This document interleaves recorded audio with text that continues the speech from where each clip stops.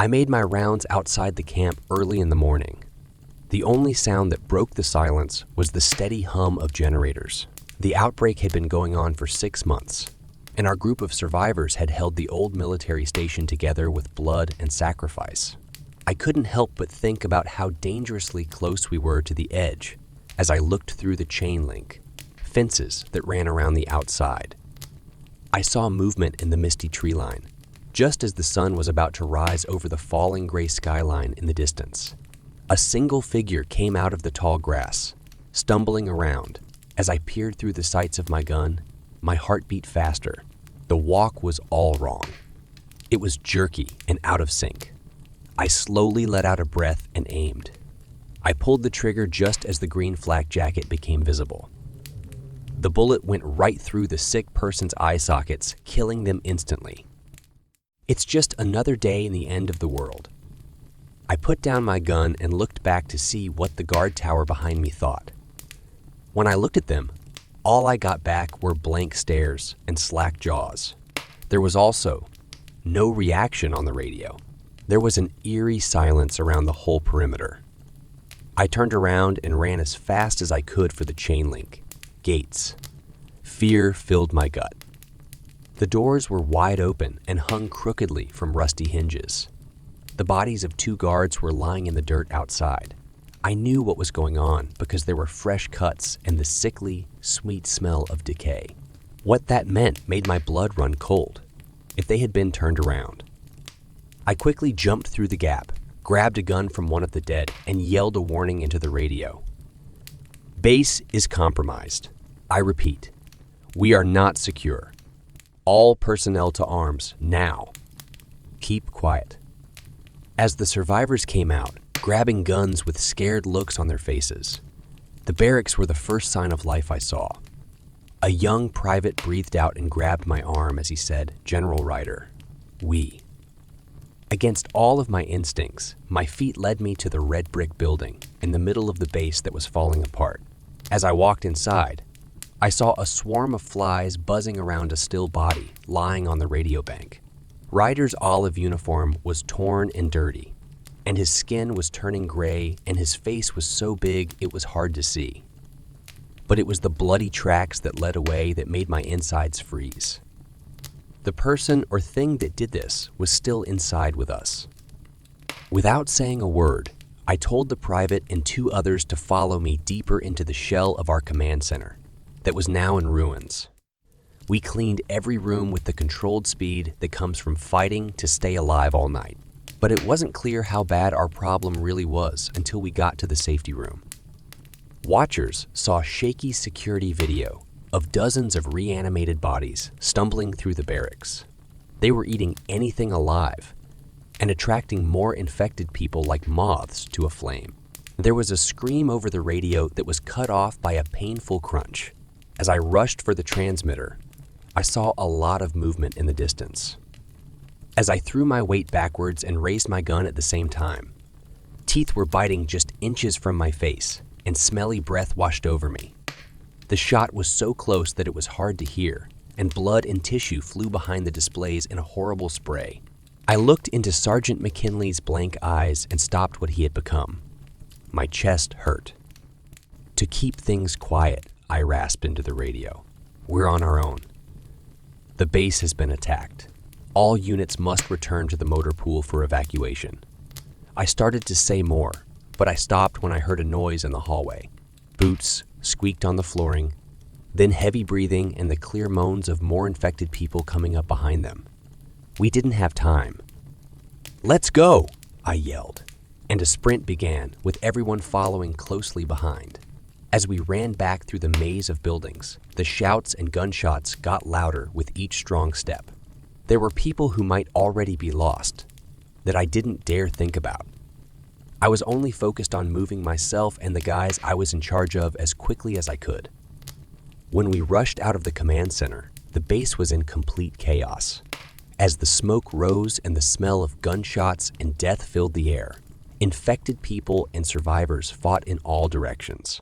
People were stumbling and holding on to torn skin. Some of them were turning on their own as the virus took over their failing bodies. I slowed down long enough to drop 2 shambling people closer to the door, but then I ran at full speed again. We made it to the motor pool without getting sick, where we found 12 more people holding the gap against at least 50 infected people, waiting for another charge. I put a new clip into my gun and joined the fight, killing targets as they come into range. For painful minutes, there was a murder close-up, and we all knew that any one of those snapping jaws could be the end. As soon as the last one fell, there was a strange silence in the ruins around us. The survivors, who were gasping for air and shaking, looked at me with helpless, expectant eyes. Everyone knew the base was lost. Now it was just a matter of when the rest would turn. As I looked around the group, my attention fell on a familiar brunette who was holding a bloody arm. I yelled over the noise, "Jenna," and took 3 long steps to get to her. The fire in her eyes was gone because she was in pain and shock. "We need to get you and the others somewhere safe. Can you hold on for a little while longer?" I asked. She gave me a weak nod and let me lead her to one of the idle Humvees, as I had a sudden realization. I was the only thing that could save these people from a long, painful death, and I had no idea what to do next with them. Even though the base where we were hiding was in chaos, our group of survivors managed to fight their way free and escape into the hot Georgian countryside. We had put miles between us and that horrible scene in the hours since we ran away from the gates, searching the empty back roads for any signs of life. Jennifer fell asleep and woke up several times in the Humvee's passenger seat, her pale face against the dirty window. As we rolled, I kept looking at her to make sure that her homemade bandage was still on. I was worried about how much blood she had already lost. I felt like I couldn't get away from the question, no matter how far or fast I drove. In this new, cruel world, we were all living on borrowed time, and Jenna's clock seemed to be counting down the last seconds.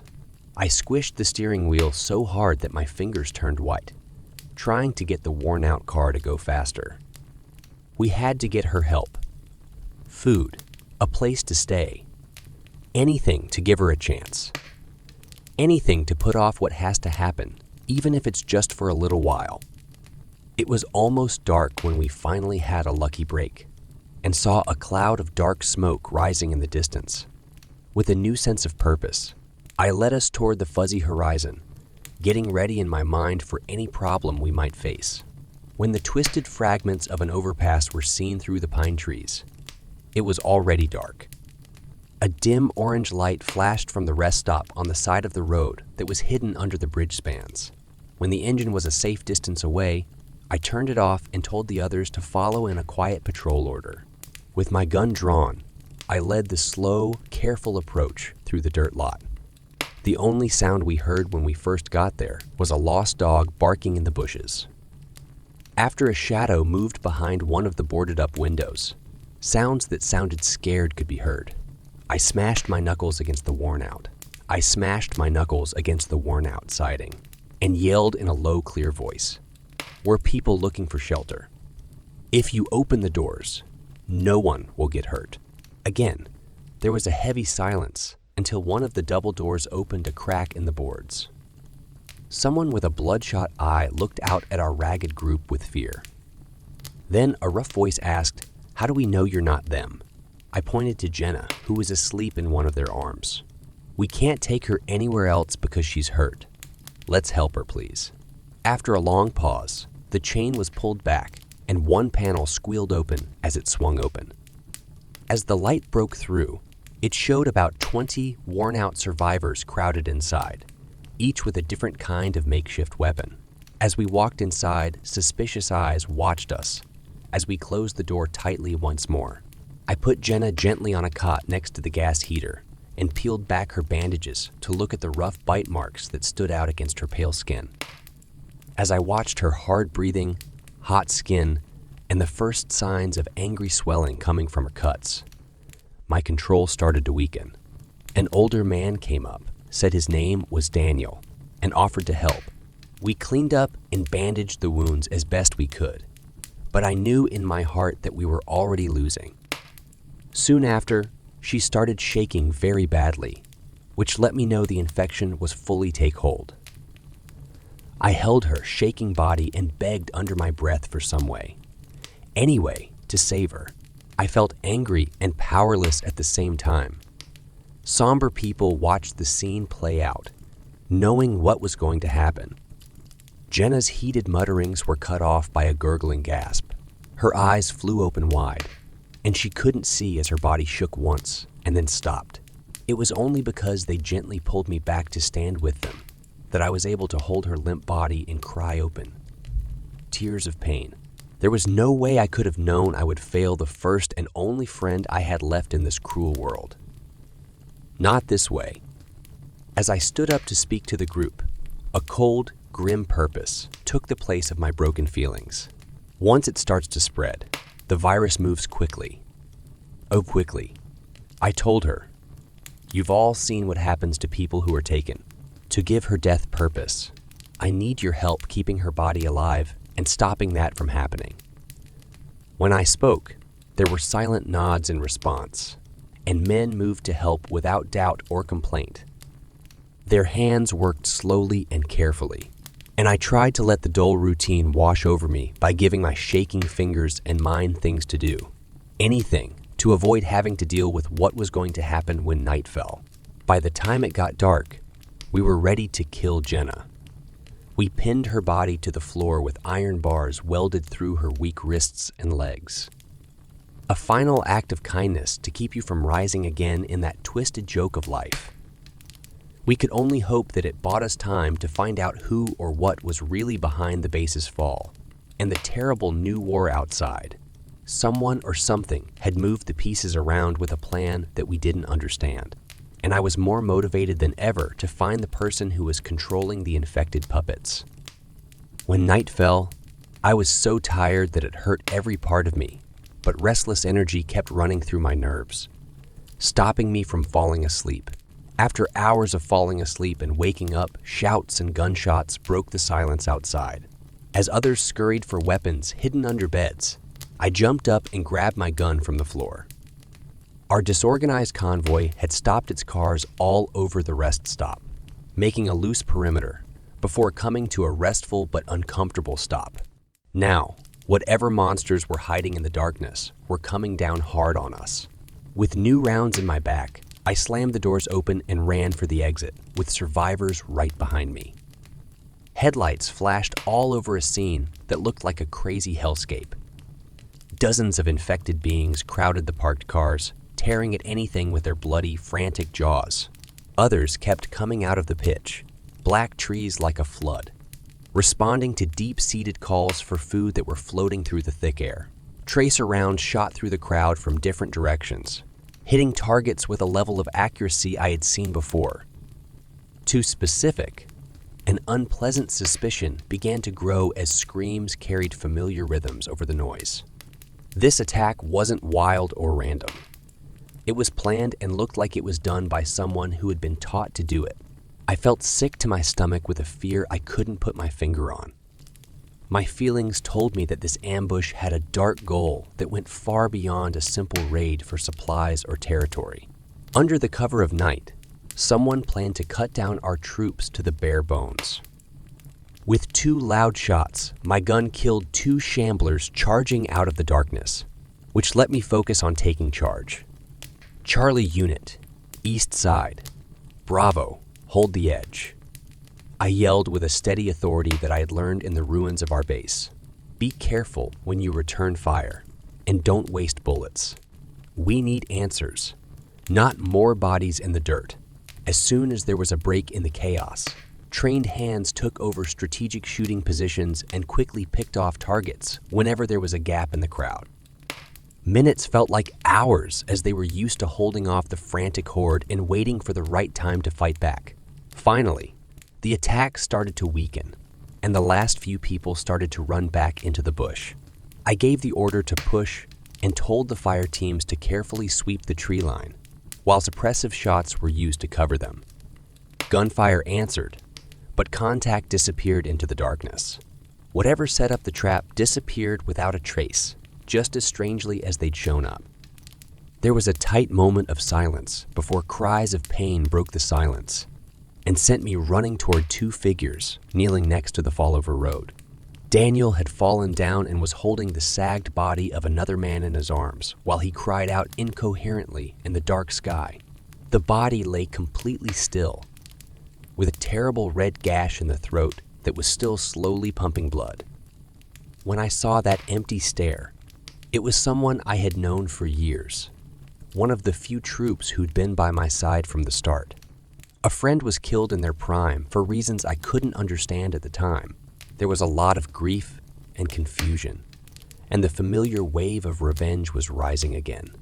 I swore to whatever forces might still have power in the last few days of our lives that someone would be held responsible for this horrible crime. By using flashlight beams to count the dead, we saw that many had died and will never come back. 8 of them were lying among the wrecked cars and other debris around the edge. Friends and whole families have had their lives cut short for no reason or respect. As I added up the costs of our unknown enemy's attack, I heard cries of pain from people whose faces were pale. In exchange, all I could offer was wise confidence. We can be sad about the dead later. For now, just pack the things you need and get ready to move at night, I said with a grimace. This place is broken into. They'll be back to finish the job. My words fell like stones into the glum silence. No one dared to argue as a grim determination took hold. Whatever was following us at night planned to spread fear and discontent. But I was tired of being a faceless pawn in their game. Our nameless enemy needed to understand that they were after people, not cattle. Men could hunt too. Before dawn could show that we were gone, our convoy set off again, this time taking an uncertain, winding path through crunching fall leaves. There was no goal other than putting miles between the bloody ground and whatever evil things were lurking in the shadows. We walked along winding paths deep into the wild national forest for hours, being careful not to leave any visible marks. Finally, I closed my eyes, even though I wanted to shake, because I was so tired. I fell into a fitful sleep in the passenger seat. My feverish dreams were spooked by memories of other people, like swarms of infected people shooting in the middle of the night, and faceless bodies writhing and screaming nonstop. When I jerked awake, gasping for air, I saw that our cars were stopped under tall Virginia pines, where gray light was filtering through the twisted branches. Once more, there was a scary silence as the survivors moved around setting up tents and starting campfires. Scouts had seen no signs of the chase so far, but there was a lot of unease in the air, and everyone was ready for more fighting to happen on this dark ground. When I lit a cigarette, my hands shook more from nerves than nicotine.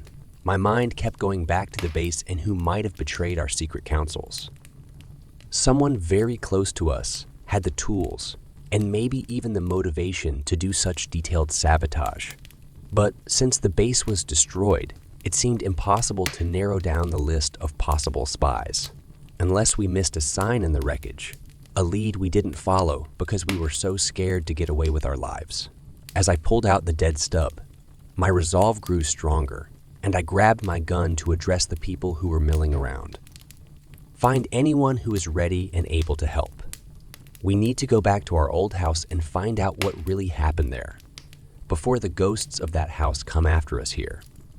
As the rest of our fleeing convoy went down winding back roads that led to our destroyed old house, they stopped talking, even though it had been days since they left the crumbling camp to its infected hordes. Each mile brought more unease. We no longer had any faint dreams of finding clues. Instead, we still felt like we were walking into a tomb. When our trucks finally reached the top of a barren hill, they saw the familiar football field in the valley below, complete with a fence around the edge. Small figures moved aimlessly within chain-link fences, pulled by the sound of an engine far away. A rough cheer went up as the first shots were fired, hitting targets in the air with practiced accuracy. Through folded scope lenses, I saw the crumpled forms hit the ground, bracing myself for the destruction that lay below. We slowed down to a crawl as we went through the gates that were filled with bullet holes. As far as the eye could see, there was nothing but emptiness beyond. Bodies in different stages of decay were lying between buildings, and the smell of death filled every breath. Work groups quickly formed to start the horrible job of listing and setting on fire the bodies, while the rest of the people spread out on a grid hunt. Hours went by in the blazing sun, and each wreck held more horror. There was no sign of our betrayers. By dusk, the growing sadness over lost friends and the growing anger had really crushed hope. I looked gloomily into the setting sun and thought about ending the mission until louder yelling brought my attention back to the investigatory teams that were gathering. Approaching slowly, we saw people arguing outside the blocked, off command house. The place needs to be shut because it's a death trap. We aren't done with our sweep yet. There may still be survivors inside. I put up my hands to stop passionate pleas. What did you find that makes you so angry? Eyes fell in shame before anyone spoke. Some protected drives and papers were left all over the place, along with, there are tracks that lead to the lower floors. Hearing those words gave me the chills because they confirmed my deepest fears, that there is more lying going on here. Someone or something had set up a complicated trick inside these walls to deliberately weaken our fortress from the inside, and we ran away without looking for the reason they were betraying us. As I pushed through into the dirty interior, renewed resolve set my jaw. Tell me, bring demolition tools. We'll go in hard and leave nothing standing once we have the answers. Nervous eyes met my serious stare as I followed orders to get the gear I was asked to bring. Within minutes, our patched unit quickly blocked off all the exits and put on hazmat suits that were found somewhere else. As we went down the creaky metal stairs, flashlights cut through the thick fog that filled the lower floors. As you went down, the smell of bad things got stronger until the last step was almost completely dark. A shock went through my body as I raised the weapon. Just beyond the pool of light, there was a change in motion. Two bright orbs appeared out of the darkness and then disappeared with a squish of flesh. As heavy winds howled down faraway hallways, claws and jaws kept moving closer and closer together. When we saw an attack coming, our unit stood in order, ready to fire to stop it. The minutes went by in agonizing slowness until a single stumbling figure came into view. Lank, moss-colored scales covered bent limbs that ended in sharp claws covered in fresh blood. Its stinky mouth opened impossible wide to let out an eerie howl that shook the ground around us. As more people answered the call and appeared all around, inhuman eyes lit up with madness and evil for too long in these shadows. 3 former troops charged our position in the first round, but their reflexes were stifled. Their strange howls shook the dust off of falling walls that were quickly closing in on all sides.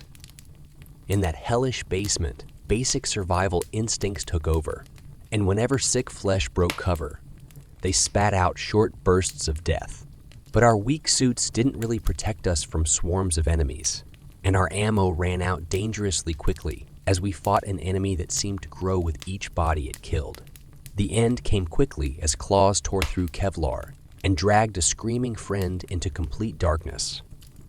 Panic was about to take over from discipline until training slammed logic back into place. Drop back and block the door. Set off charges on my mark. As we fought our way up the stairs against a brutal rearguard, we felt like prisoners on death row. Behind the last man, metal barriers slammed shut and wild hands scrabbled against the other side. Doing nothing. I gave the all. Clear and pressed the detonator button.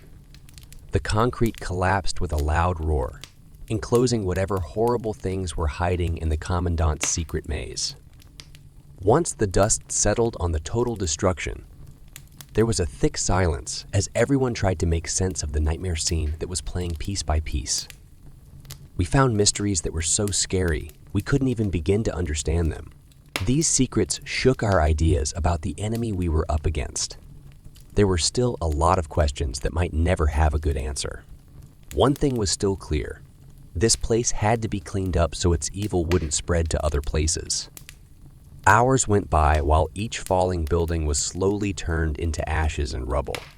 Once the last cinder had cooled under the rising moon, we got into our waiting cars.